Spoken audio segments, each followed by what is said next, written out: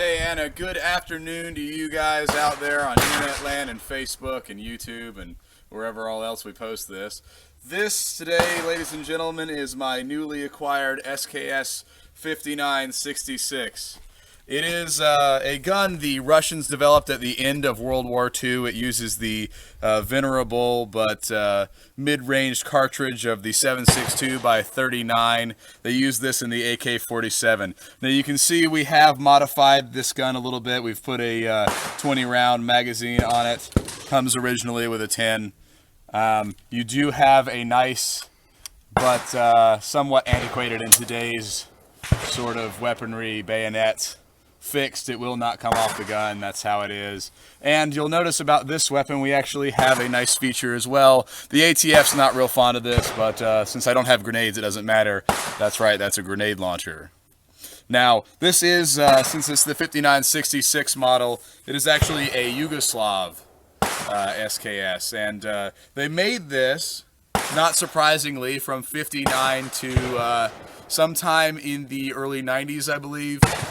This one actually we found out is a 1988. It is actually as old as I am. I was actually a little surprised to find out they were still making them in the late 80s and early 90s. So that's interesting. You can actually find some that are a little newer than this.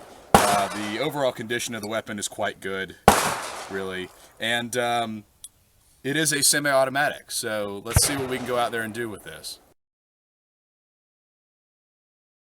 Alright, ladies and gentlemen, before we shoot, just a little bit of informational on this rifle. Again, this is the 5966, but the original SKS is not unlike this. The only difference we have here is we do actually have a grenade launcher, and I would put that all the way up, but if I do, I will actually have to get 2 bullets and take it partly apart, and that's not fun at all. So we're going to leave that down and put my gas system back in there.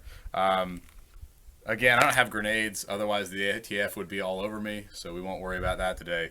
Now, it is an intermediary distance rifle. I mean, it's aspirationally set at 10 times 1,000 yards, so you have 10,000 yards, or meters. Meters is more accurate because they were, of course, using the metric system. We're the only country that uses the English system, go figure.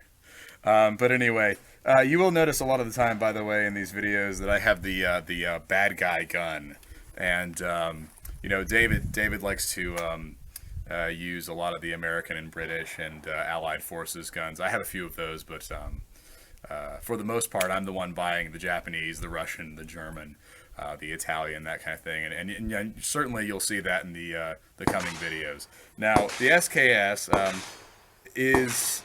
Of course, it has a Russian name. We're not going to try to pronounce this, and actually at the bottom of this video you'll see a translation down there somewhere.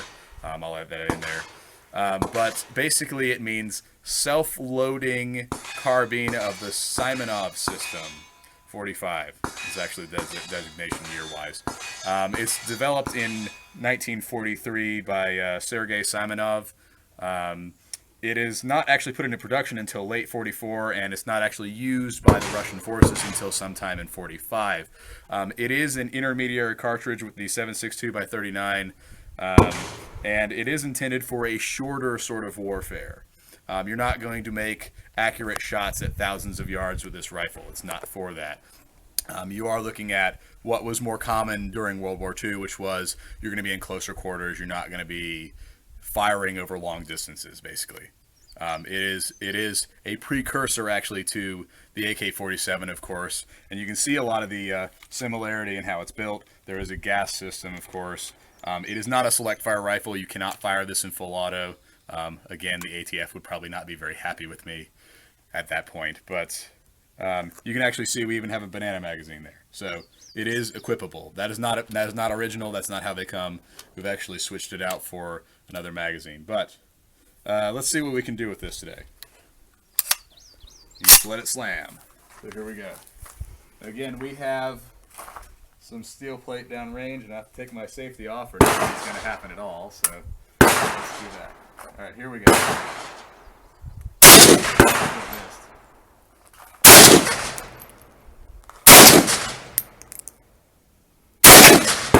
I'm doing very well here. There we go.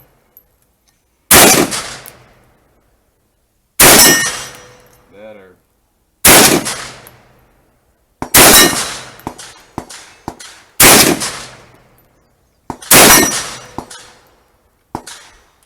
Well, I think most of the misses were really my fault. David is sometimes a better shot. I will give him that. It's certainly not the Russian engineering. This is actually quite nice engineering for the Russians at this point in time in history, even in 43-45. It is a reliable weapon, as you can see. We'll catch you later.